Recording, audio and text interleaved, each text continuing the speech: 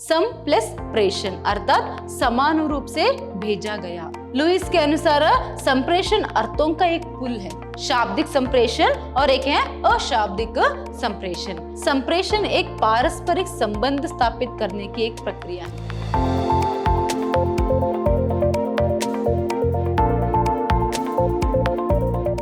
नमस्कार, मैं हूं हर्षिता, हिंदी लेक्चरर, विद्याश्रम कॉलेज मैसूर।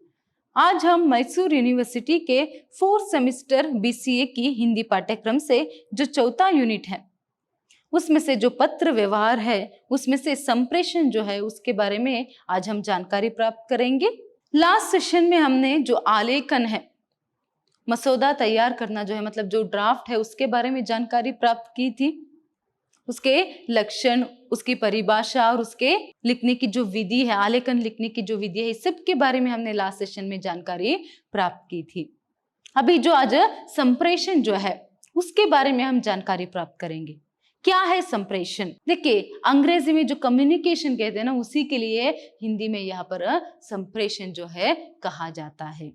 तो कम्युनिकेशन इस शब्द जो है सुनते ही आप लोगों को अच्छे से समझ में आ गया होगा कि जो संप्रेषण है वह क्या है और उसकी महत्व क्या है। मनुष्य संघजीवी है, वह यहाँ पर अकेला तो जी नहीं सकता है, तो वो जो है यहाँ पर अपने पारिवारिक सदस्यों के साथ, मित्रों के साथ, समाज के सदस्यों के साथ और भी कई जगह पर जो है वह हमेशा जो है बातें जो है करता ही रहता है। उनके साथ संपर्क बनाए रखने के लिए जो है यहाँ पर संप्रेषण की आवश्यकता जो है उसे पड़ती है। देखिए, वह दूर रहने वाले व्यक्ति हो या फिर पास में रहने वाले व्यक्ति हो, उससे तो यहाँ पर वहां कम्युनिकेशन जो है करता ही है। तो यहाँ पर देखिए, संप्रेषण शिक्षा की रीढ़ की हड्डी है। संप्रेषण दो शब्दों से मिलकर बना हुआ है, सम प्लस प्रेषण अर्थात समानुरूप से भेजा गया। देखिए, संप्रेषण जो है हम ये कह सकते हैं कि वहां शिक्षा की रीढ़ की हड्डी है। तो ऐसे में ये जो संप्रेषण है दो शब्दों के मिलने पर बना है। कौन से दो शब्द? सम प्लस प्रेषण। सम और प्रेषण शब्दों के मिलने पर जो है पर संप्रेषण शब्द बना है, जिसका अर्थ है यहाँ पर समान रूप से भेजा गया। देखिए, यहाँ पर संप्रेषण को अंग्रेजी में कम्युनिकेशन कहते हैं। क्या कहते हैं यहाँ पर संप्रेषण को अंग्रेजी में? कम्युनिकेशन कहते हैं। यह लैटिन भाषा के कम्युनिस्ट शब्द से हुई है। देखिए, ये जो कम्युनिकेशन शब्द है अंग्रेजी में, संप्रेषण का अंग्रेजी पर्यायवाची शब्द क्या है यहाँ पर? कम्युनिकेशन। तो ये जो कम्युनिकेशन शब्द है अंग्रेजी का, वह लैटिन भाषा के जो कम्युनिस्ट शब्द है उससे यहाँ पर बनी हुई है। देखिए, यहाँ पर जिसका अर्थ होता है सामान्य बनाना, अर्थात संप्रेषण का अर्थ सूचना तथा विचारों का आदान प्रदान करना है। देखिए, यहाँ पर संप्रेषण का अर्थ असल में यहाँ पर क्या है? सूचना तथा विचारों का जो आदान प्रदान जो करना है वही संप्रेषण है। जब आप किसी से यहाँ पर कम्युनिकेशन जो है, कम्युनिकेट जो है यहाँ पर करते हैं, तो वहां पर क्या होता है? जो विचार जो है, जो सूचनाएं रहती है, उनका आदान प्रदान होता है। आप अपनी बात जो है, अपनी सूचना जो है उन्हें देते हैं और उनकी बात जो है वह आपसे करते हैं, या फिर उनकी जो एक सूचना जो है, विचार जो है वह आपके सामने प्रकट करते हैं। तो ये जो विचारों का आदान प्रदान करना ही क्या है? यहाँ पर संप्रेषण है। तो एक संप्रेषण का आसान परिभाषा जो है यहाँ पर हम देख सकते हैं। देखिए, और भी सारी परिभाषाएं जो है यहाँ पर दी गई है। यहाँ पर देखिए, जी माथुर के अनुसार, जी माथुर जी जो है उनके अनुसार यहाँ पर विचारों तथा शक्तियों से दूसरे व्यक्तियों को परिचित कराने से संप्रेषण का संबंध है। संप्रेषण मतलब क्या है? अपने विचार और अपनी जो शक्ति है उसका जो परिचय है दूसरे से करना, एक दूसरे से करना ही जो है यहाँ पर संप्रेषण है। जब आप किसी से कम्युनिकेट जो है यहाँ पर करते हैं तब क्या होता है? और आपकी जो शक्ति है वहां उनसे परिचित होते हैं और उनकी शक्ति, उनके विचारधारा, उनके भाव से आप लोग यहाँ पर परिचित होते हैं। यही जो एक परिभाषा है यहाँ पर वह देते हैं संप्रेषण के लिए। नेक्स्ट देखिए, श्रीमती आरके के अनुसार विमर्श की वह विधा है जिसके माध्यम से व्यक्ति व्यवस्थित व तर्क सम्मत विचार व सम्मति को ग्रहण कर अपना मार्गदर्शन प्राप्त करता है। देखिए, यहाँ पर यह एक विमर्श की विधा है जिसके माध्यम से विमर्शा करना है यह एक, जिसके माध्यम से व्यक्ति जो है यहाँ पर व्यवस्थित व तर्क सम्मत विचार से जो है सम्मति को ग्रहण करता है। नेक्स्ट देखिए यहाँ पर लुईस के अनुसार संप्रेषण अर्थों का एक पुल है। देखिए वो क्या कह रहे हैं यहाँ पर, जो संप्रेषण है वह अर्थों का एक पुल है। पुल मतलब ब्रिज, पुल का अर्थ यहाँ पर क्या है, ब्रिज है, अर्थों का एक पुल है वह, जिसमें कहने, सुनने तथा समझने की व्यवस्थित तथा सतत प्रक्रिया रहती है। एक अर्थ से भरी हुई एक पुल है जिसमें क्या है, यहाँ पर कहने की प्रक्रिया रहती है और सुनने की प्रक्रिया रहती है, और उसके साथ साथ समझने और समझाने की जो प्रक्रिया है उसमें एक सतत प्रक्रिया जो है चलती रहती है। तो कम्युनिकेशन में, संप्रेषण में क्या होता है, बात को कहने और सुनने की प्रक्रिया रहती है लगातार, और उसके साथ साथ बात को समझने की और समझाने की प्रक्रिया जो है होती है। तो इसी को यहाँ पर संप्रेषण कह सकते हैं करके यहाँ पर लुईस जो है कहते हैं। नेक्स्ट देखिए यहाँ पर डॉक्टर कुलश्रेष्ठ के अनुसार संप्रेषण उद्देश्यपूर्ण प्रक्रिया है। इसमें सूचनाओं तथा विचारों का संप्रेषण एवं ग्रहण करना लिखित, मौखिक अथवा संकेतों के माध्यम से होता है। देखिए यहाँ पर वो क्या कह रहे हैं, उद्देश्यपूर्ण प्रक्रिया है। यह संप्रेषण जो है वह एक उद्देश्यपूर्ण प्रक्रिया है। सोच लीजिए अगर आप किसी से कम्युनिकेशन जो है यहाँ पर करेंगे, किसी से यहाँ पर संप्रेषण जो है करेंगे, तो बिना अर्थ या फिर बिना काम के, तो बिना उद्देश्य के तो कोई किसी से यहाँ पर संप्रेषण नहीं करता है। तो वह एक अर्थपूर्ण जो है प्रक्रिया है। तो इसमें यहाँ पर सूचनाओं, विचारों और संप्रेषण एवं ग्रहण करना जो है, सूचना देना, संप्रेषण मतलब विचारों का आदान प्रदान करना, यह सभी काम जो है यहाँ पर लिखित या फिर मौखिक रूप से जो है होता रहता है। तो यहाँ पर देखिए संप्रेषण के प्रकार, अभी हमने ये समझ लिया कि संप्रेषण क्या है, तो वही संप्रेषण के प्रकार के बारे में अगर जानना है तो देखिए दो प्रकार है प्रमुख रूप से, एक शाब्दिक संप्रेषण और एक अशाब्दिक संप्रेषण। शाब्दिक संप्रेषण और एक है अशाब्दिक संप्रेषण। तो क्या है यहाँ पर देखिए शाब्दिक संप्रेषण। शाब्दिक संप्रेषण में सदैव भाषा का प्रयोग किया जाता है। शाब्दिक संप्रेषण दो प्रकार के हैं। देखिए अगर पहला संप्रेषण जो है अगर उसको देखना है शाब्दिक संप्रेषण, तो उसमें शब्दों का प्रयोग होता है, इसीलिए तो उसे शाब्दिक संप्रेषण यहाँ पर कहा गया है। तो उसमें भी यहाँ पर दो विधाएं हैं। देखिए यहाँ पर मौखिक संप्रेषण, एक तो यहाँ पर क्या है मौखिक संप्रेषण है। यहाँ पर देखिए मौखिक संप्रेषण में मौखिक रूप से सूचनाओं का आदान प्रदान होता है, जिसके अंतर्गत टेलीफोन, टीवी, साक्षात्कार पर चर्चा, परिचय, कहानी आदि है। देखिए यहाँ पर मौखिक संप्रेषण जो है वह सूचनाओं का आदान प्रदान, विचारों का आदान प्रदान जो है उसमें होती है मौखिक रूप से।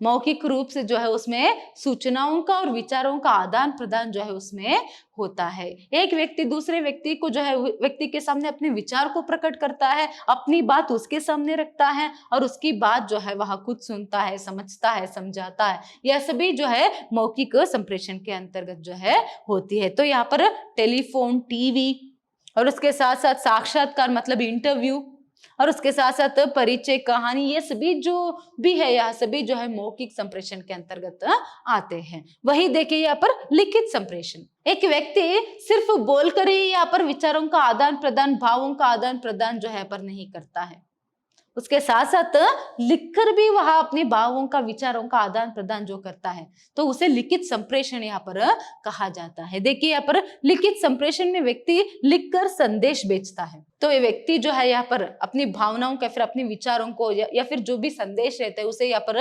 शब्दों का रूप देकर उसे लिखकर जो है एक संदेश जो है वह दूसरे व्यक्ति को जो है यहाँ पर भेजता है। उसके साथ संप्रेषण जो है लिखित रूप में यहाँ पर करता है। उल्टे में वहां भी व्यक्ति जो है पर लिखित रूप में भी उसके साथ संप्रेषण या फिर बातचीत जो है यहाँ पर करता है। देखिए संदेश भेजने वाला तथा प्राप्त करने वाला दोनों के पास लिखित रूप में होता है।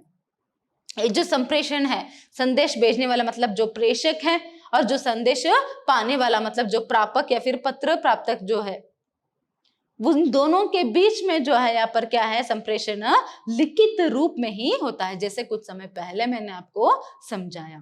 देखिए यहाँ पर इसके अंतर्गत पत्र, बुलेटिन, गृह पत्रिकाएं, प्रतिवेदन आदि सभी है। इसके अंतर्गत क्या क्या होता है यहाँ पर? पत्र मतलब लेटर्स, और बुलेटिन गृह पत्रिकाएं, और उसके साथ साथ प्रतिवेदन, ये सभी जो है इसी के अंतर्गत यहाँ पर आती है। तो यहाँ पर कोई भी अपने विचारों को जो है, समझ लीजिए अगर न्यूज में जो है यहाँ पर कोई भी पत्रकार अपनी बात को यहाँ पर जो है समझाना चाहता है, उदाहरण के लिए यहाँ पर कोई एक पत्रकार है तो वहां अपनी बात को जो है लोगों तक पहुंचाना चाहता है, तो वहां क्या करता है यहाँ पर लिखित रूप में, उदाहरण के लिए समाचार पत्र मतलब जो न्यूज़पेपर है उसमें अपनी बात को वहां रखता है, लिखता है, तो लिखित रूप में जो है वहां लोगों से जो है यहाँ पर संप्रेषण जो है करता है, अपनी बात को उन तक, अपने संदेश को उन तक वहां पहुंचाता है। वही यहाँ पर मौखिक रूप में, उदाहरण के लिए देखिए टीवी में जो भी यहाँ पर न्यूज सभी कहते हैं, फिर जो भी साक्षात्कार है, फिर मतलब जो जितने भी इंटरव्यू सभी होते हैं वहां सभी अपनी बात को, अपने संदेश को जो है यहाँ पर मौखिक रूप में बोलते हुए जो है लोगों तक पहुंचाते हैं।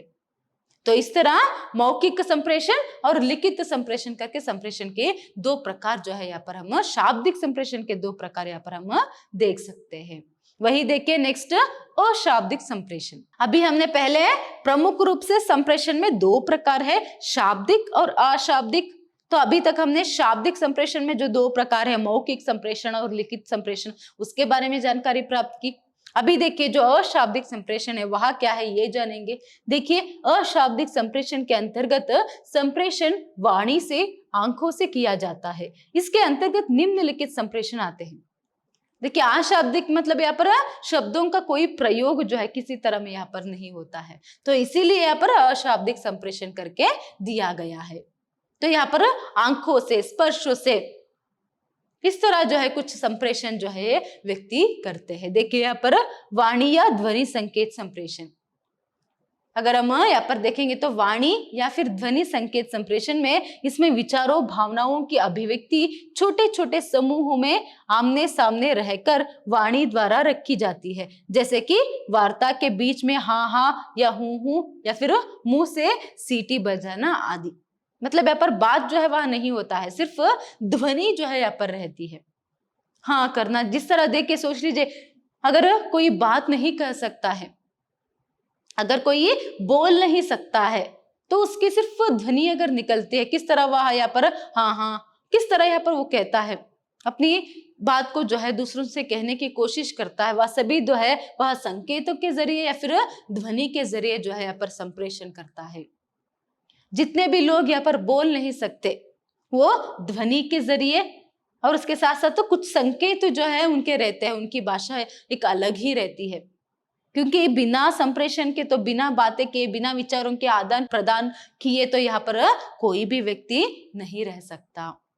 तो चाहे वहां गूंगा ही क्यों ना हो या फिर वह बोल ही क्यों ना पाए, फिर भी वह जो है ध्वनि के जरिए, जिस तरह उदाहरण के लिए यहाँ पर कहा कि क्या है, वह हाँ हाँ करते हुए, हूं करते हुए, किस तरह यहाँ पर संकेत करते हुए वह क्या करते हैं, यहाँ पर संप्रेषण जो है आपस में करते हैं।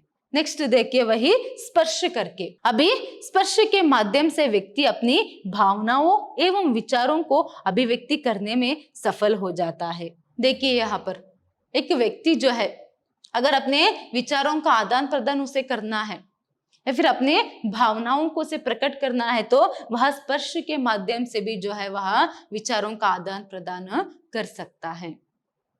यहाँ पर सिर्फ बोलकर ही जो है या फिर संकेतों के जरिए ही यहाँ पर एक व्यक्ति विचारों का आदान प्रदान करता है ये हम नहीं कह सकते, उसके साथ साथ स्पर्श से भी जो है यहाँ पर विचारों का आदान प्रदान करना जो है या फिर एक संप्रेषण जो है वहां हो सकता है। देखिए यहाँ पर हाथ मिलाते हैं तो पता चल जाता है कि दोस्ती का हाथ है या दुश्मनी का। माँ के हाथ का स्पर्श प्यार का प्रतीक होता है।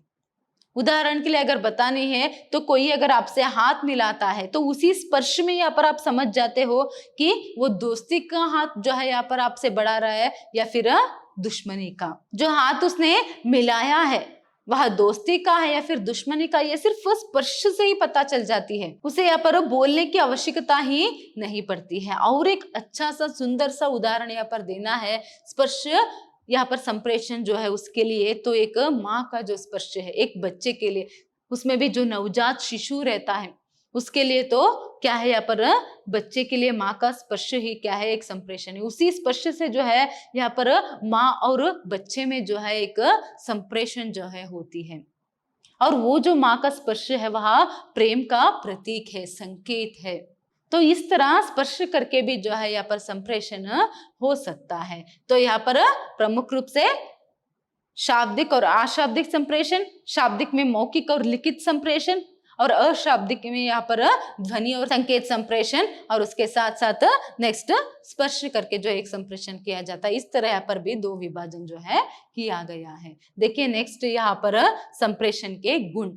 तो एक अच्छे संप्रेषण के गुण जो है वह क्या होना चाहिए। देखिए यहाँ पर परस्पर विचारों एवं भावनाओं का आदान प्रदान जो है किया जाता है।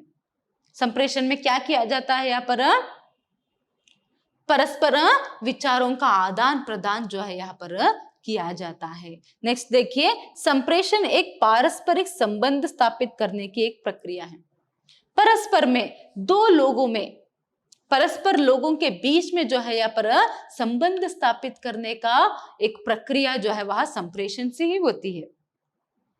एक व्यक्ति जब दूसरों से बातचीत करता है, मौखिक रूप से या फिर लिखित रूप से, कैसे भी वह एक दूसरे से जो है यहाँ पर अपनी विचारों का आदान प्रदान करता है या फिर उसके सामने अपनी भावनाओं को प्रकट करता है, तो ऐसे में क्या है, उनके संबंध को बनाने के लिए जो है ये संप्रेषण बहुत ही जरूरी है। नेक्स्ट देखिए, वह द्विवही प्रक्रिया, इसमें दो पक्ष होते हैं। संप्रेषण जो है द्विवही प्रक्रिया है, मतलब यहाँ पर देखिए इसमें दो पक्ष होते हैं, तो एक ही व्यक्ति यहाँ पर संप्रेषण नहीं कर सकता है। देखिए आप अगर बोलेंगे कि अगर लिखित रूप से, तो वहां पर भी वो दूसरे को भेजता है, तभी जाकर वह एक संप्रेषण जो है होता है। कम्युनिकेशन जो है वह सिर्फ एक व्यक्ति जो है नहीं कर सकता है, तो वहां पर दो पक्षों का होना बहुत ही जरूरी है। देखिए, एक संदेश देने वाला तथा दूसरा संदेश ग्रहण करने वाला। तो यहाँ पर एक पक्ष क्या है, संदेश देने वाले पक्ष है, और एक पक्ष जो है वह संदेश प्राप्त करने वाला पक्ष है। तो इस तरह द्विवही मतलब दो रूप से जो है यहाँ पर प्रक्रिया जो है चलती है। तो यह द्विवही प्रक्रिया है संप्रेषण। तो इसमें दो पक्ष रहता है। कौन से पक्ष है वहां, संदेश देने वाला एक और संदेश पाने वाला एक, या फिर कहने वाला एक या फिर सुनने वाला एक। वही अगर मौखिक संप्रेषण के अंतर्गत हम देखेंगे तो बात को रखने वाला मतलब बोलने वाला एक व्यक्ति और सुनने वाला एक व्यक्ति, इस तरह यहाँ पर हम देख सकते हैं। देखिए नेक्स्ट, संप्रेषण प्रक्रिया एक उद्देश्यपूर्ण प्रक्रिया होती है। संप्रेषण की प्रक्रिया है वह एक उद्देश्यपूर्ण प्रक्रिया होती है। कोई भी बेमतलब जो है, बिना कोई उद्देश्य के तो यहाँ पर कोई व्यक्ति जो है संप्रेषण नहीं करता है। तो यहाँ पर वह बहुत ही उद्देश्यपूर्ण जो है होता है करके कहा जाता है। नेक्स्ट देखिए, विचारों एवं भावनाओं के आदान प्रदान को यहाँ पर प्रोत्साहन देता जाता है। तो ये जो संप्रेषण है, ये जो कम्युनिकेशन है, वह विचारों के जो आदान प्रदान है उसे यहाँ पर प्रोत्साहन जो है देता जाता है। उसे यहाँ पर बरकरार रखने की, विचारों के आदान प्रदान को बरकरार रखने के लिए जो प्रोत्साहन है वह यहाँ पर संप्रेषण देती है। अगर सोचिए, आप बोल ही नहीं पाएंगे, अपने विचारों को अगर आदान प्रदान ही नहीं कर पाएंगे तो कैसे यहाँ पर रह सकते हैं। तो कम्युनिकेशन करने के लिए जो है यहाँ पर, संप्रेषण करने के लिए जो है यहाँ पर वह विचारों का आदान प्रदान करना और दो पक्ष रहना बहुत ही जरूरी है। नेक्स्ट देखिए, संप्रेषण की प्रक्रिया में अनुभवी साझेदारी होती है। तो संप्रेषण की प्रक्रिया में अनुभवी साझेदारी होती है, दो लोगों की एक साझेदारी जो है वह होती है। नेक्स्ट देखिए, संप्रेषण की प्रक्रिया में परस्पर अंतः प्रक्रिया पुष्ट पोषण आवश्यक होता है। देखिए, जब दो लोग या फिर दो पक्ष जो है परस्पर आपस में यहाँ पर संप्रेषण करते हैं, कम्युनिकेशन जो है यहाँ पर करना है, तो उनमें से यहाँ पर वो जो पृष्ठभूमि है, जो पृष्ठ है वह पोषित होना बहुत ही जरूरी है। उनके बीच में एक अच्छा संबंध रहना जो है वह बहुत ही जरूरी है। कितनी अच्छी तरीके से यहाँ पर संप्रेषण होगा, उतनी अच्छी तरीके से यहाँ पर एक संबंध जो है वह बढ़ता जाएगा, या फिर कितना संबंध जो है अच्छा रहेगा, उसमें पृष्ठता जो है रहेगी, तो भी जो है यहाँ पर संप्रेषण अच्छी तरीके से कर सकते हैं। नेक्स्ट देखिए, इसमें आदान प्रदान की प्रक्रिया को पृष्ठपोषण दिया जाता है। इसमें क्या किया जाता है, आदान प्रदान की जो प्रक्रिया है उसको जो है एक पृष्ठपोषण जो है दिया जाता है, क्योंकि कितना यहाँ पर विचारों का भावों का आदान प्रदान होगा संप्रेषण उतना ही यहाँ पर बढ़ता जाएगा। नेक्स्ट देखिए, संप्रेषण में प्रत्यक्षीकरण समावेशित होता है। यहाँ पर एक प्रत्यक्षीकरण जो है वह समावेशित जो है होती है, प्रत्यक्षीकरण जो है यहाँ पर रहती है। नेक्स्ट देखिए, संप्रेषण सदैव गत्यात्मक प्रक्रिया है। संप्रेषण जो है वह हमेशा एक गत्यात्मक प्रक्रिया है। तो ये सभी जो है संप्रेषण के संदर्भ में है। तो अभी आप लोगों ने ये तो जान लिया कि संप्रेषण क्या है, कम्युनिकेशन, और मनुष्य के जीवन में ये संप्रेषण के महत्व क्या है ये तो हमें अभी इस सबको देखते ही समझ में आ जाता है। देखिए, संप्रेषण के प्रकार मौखिक रूप से, अगर वह मौखिक रूप से नहीं कर पाया तो लिखित रूप से भी नहीं कर पाया तो यह पर अशाब्दिक रूप से भी वह कैसे भी हो वह ये संप्रेषण जो है वह करता ही है, हर कोई करता है। यहाँ पर सिर्फ बोलने की आवश्यकता ही नहीं है, लिखकर या फिर संकेतों के जरिए, या फिर यहाँ तक कि एक जो नवजात शिशु या फिर जो छोटा सा बच्चा रहता है वह भी जो है माँ के स्पर्श से जो है यहाँ पर उनके बीच में भी एक संप्रेषण जो है होता है। तो इसी तरह जो है यहाँ पर संप्रेषण जो है एक द्विवही प्रक्रिया है। तो उसमें दो यहाँ पर पक्ष होते हैं, सुनने वाला, कहने वाला, और पत्र भेजने वाला और प्राप्त करने वाला। तो यहाँ पर समझने समझाने की और विचारों का भावों का आदान प्रदान जो है होता है। तो इसीलिए देखिए, संप्रेषण को यहाँ पर शिक्षा की रीढ़ की हड्डी जो है कही गई है, क्योंकि शिक्षा में तो संप्रेषण जो है बहुत ही जरूरी है। देखिए, एक उच्च कोटि की शिक्षा के लिए, महत्वपूर्ण इफेक्टिव एजुकेशन के लिए जो है यहाँ पर संप्रेषण रहना, एक उच्च कोटि की संप्रेषण का होना बहुत ही जरूरी है। तो यहाँ पर दो पक्ष कौन आ जाते हैं शिक्षा के संदर्भ में, एक तो गुरु और एक शिष्य, मतलब टीचर्स और स्टूडेंट्स। उन दोनों के बीच में कितना अच्छा यहाँ पर संप्रेषण होगा, कितनी अच्छी तरीके से विचारों का, भावों का और ज्ञान का आदान प्रदान होगा, तभी क्या है यहाँ पर एक शिक्षा जो है वहां पर, या फिर ज्ञान जो है यहाँ पर उसकी प्रक्रिया जो है अच्छे से चल पाएगी। तो उन दोनों के बीच में भी यहाँ पर संप्रेषण जो है होना, अच्छी तरीके से संप्रेषण होना बहुत ही जरूरी है। तो दोनों पक्षों का यहाँ पर पृष्ठ जो है वह पोषण होना बहुत ही जरूरी है। छात्रों के बीच में और शिक्षकों के बीच में एक अच्छा संबंध रहना बहुत ही जरूरी है। जब उनके बीच में एक अच्छा संबंध रहेगा तभी जाकर विचारों का और उसके साथ साथ ज्ञान का आदान प्रदान जो है हो सकता है, अच्छी तरीके से संप्रेषण जो है वहां पर हो सकती है। तभी जाकर यहाँ पर जो बच्चे हैं, मतलब जो छात्र है, वह अच्छी तरीके से ज्ञान प्राप्त जो है यहाँ पर कर पाएंगे। इसीलिए तो संप्रेषण को शिक्षा की रीढ़ की हड्डी यहाँ पर कहा गया है। धन्यवाद।